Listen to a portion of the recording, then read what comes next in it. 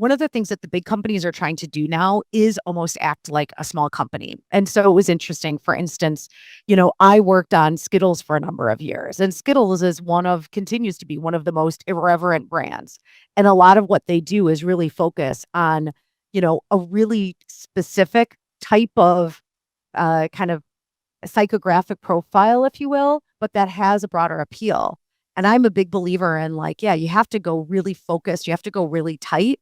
And then how does that kind of go out? And so whether it was from a Skittles that we were able to do that. And when I was on the team, we overtook Twizzlers as the number one non-chocolate candy. So that was a huge feat in our book, but all the way to, my experience in Mexico when we were working with, some Coca-Cola, like really localized brands that were only in certain parts of the Mexican Republic, that how can we actually drive more preference and more purchase for those? Again, it's being really specific, because there's an old adage where it's like, if you mean everything to everybody, you mean nothing to no one.